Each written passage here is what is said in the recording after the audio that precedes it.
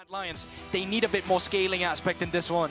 To buy some time. And I also think when you visualize how those team fights will play out, I also feel like the team fights will need some time. You want the down towards this bottom lane.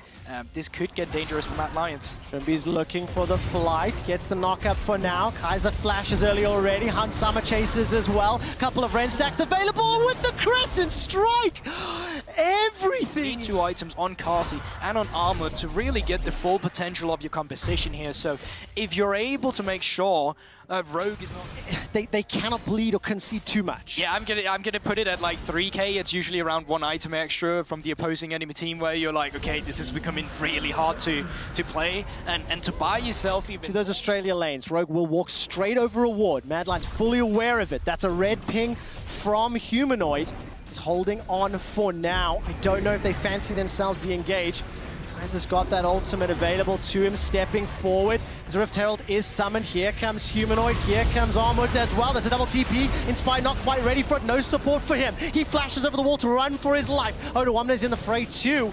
Nobody's gone down yet. The Rift Herald got a couple of plates but didn't take the tower. While that's going on, Larssen's in the mid lane. Yeah, that's the thing, and they just put in the wave there. They know they're expending a lot of resources from Mad Lions with the double TP to come in. So Rogue, they decide to call off the play, and they're actually not completely done yet. Trymbi has the quickness, is in a ward. He's in a bush with no vision here. There's no support from anybody else. That's the quickness, the knockup, the charm. Flash away from Carzzy, he's already taken down. Next on the list is Kaiser. Ultimate available to him. Throws that out underneath the tower. Trymbi tanks 2, backs away. Odo's got that grey health to play with. Looking for the Devour. Waddle, waddle, waddle, gobble, gobble, gobble. Lick him and stick him back to the fountain. Odo picks up the 3rd kill for Rogue. I have absolutely mad. Rogue, they're going to be able to pick up the first turret for themselves. I mean, look at the item disparity. On the bottom of the screen, 4 mythics already. Armut jumps onto Odo underneath the tower, uses the hammer to knock him backwards. Odo jumps forward, gets the tongue lash out as well, and Val will be able to get a lot of damage. Not enough for the kill just yet until finally it goes down. Inspired is the next target. Elyoya chomps him down, hits him with that pillar. That's the first kill for Mad. They've lost themselves the top tower. They're about to lose this bottom tower. And Rogue are now bullying Mad Lions back into their jungle. Yeah, they're not completely done with this one either. It looks like they want to go for skirmish and Humanoid. All right, Humanoid's got the ultimate available to him. It's ticking away onto Summer, who's used the Rend already. May get themselves one.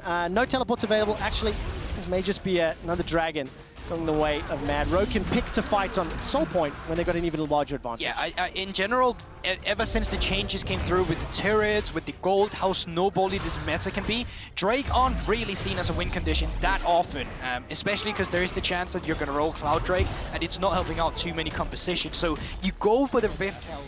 And they're going to look to take down the 2nd tower here. The minion wave is being pushed in. Inspired is shadowing this duo as Larssen is clearing out some vision behind the river. Trymbi, no flash available to him, gets headbutted backwards. Inspired's jumping forward. The quickness comes out, and that's a lot of damage. Fade's call, that's going to be shot backwards, and in fact, Kalista and Summer is taken down. Mad Lions get the tower, but they lose their AD. Carzzy not going to be able to find the kill with that piercing arrow. Elyoya pushes forward. Mad, they're not done yet. And that's super overzealous as well. Even with the Fate's call, you should never let hands be picked up in that position.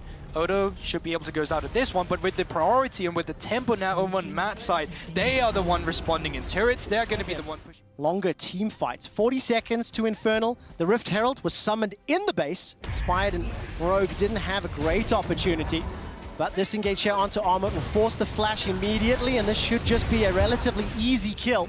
Armut survives very long, in fact, and shows you what he can do with that Eclipse. But they're so smart about it, and Trevor, because you said, all right, 40 seconds to Infernal Drake, normal teams will reset, and they just catch Mad Lions in the reset there is to come. Wow, there's a culling now tagging Elyoya, also hitting Humanoid, and 2nd time this game, a reset sort of swap play around the Rift Herald has allowed Rogue to get an advantage. 5 kills, 4,000 gold the lead. 10 seconds before Armut spawns. He's got teleport available to him. Dragon may still be alive, and there's no quickness from Trymbi. Remember, extended team fight for Mad Lions, the benefit of that, they need the poke. Rogue, they want to engage on someone immediately. They do engage, and Spike gets knocked away. The Protobelt was already used. There goes the flash as well. This is the 3rd dragon for Mad Lions. Do Rogue fancy another go? No! That's 3 for Mad. That is that late game option, and this game is just very weird of the game. Elected to play for towers instead. Now Armut will get jumped on. No Once flash. again, no flash available to him. He's going to be able to use that hammer.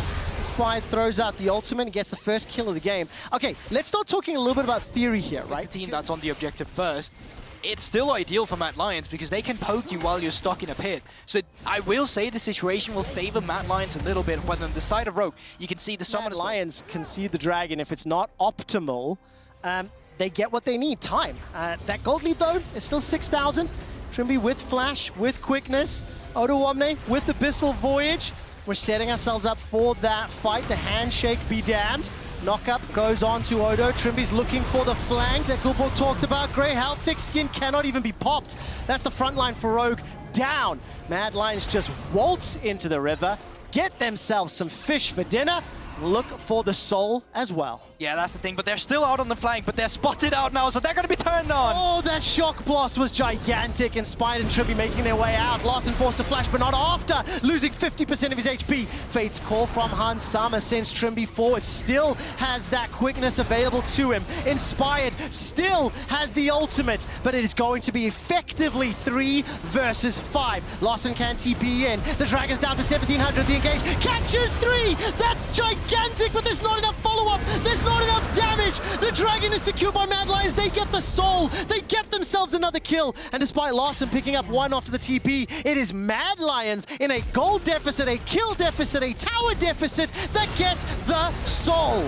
That is just crazy. And not only that, they should be able to pick up this team fight afterwards, go for the Baron as well. And while Odo is doing his best at keeping them at bay, it's just not enough. Elyoya is still alive, Infernal Drake, and they should be able to go for Baron Nashor. Oh man, what an interesting game, and I think for Rogue sitting at the top of the table, the draft that they've put together with this Tahm Kench top, it hasn't yet shown me how it should execute, but I think more credit to Mad Lions for how they played their fights. I'd like you to introduce you to Invisible Gold, Trevor, the bunch of stats that are not collected from the Infernal Drake and the soul that's coming through with that extra amount of damage that we have here. So while they are pushing down to top side, Rogue, they're doing their best to keep the mid lane pushed in, but this is a Baron off team. They are going to be having the tempo on their side from Mad Lions. Yeah, Mad Lions looking towards the inhibitor turret, and so important for Mad to pick up as many wins as they can, especially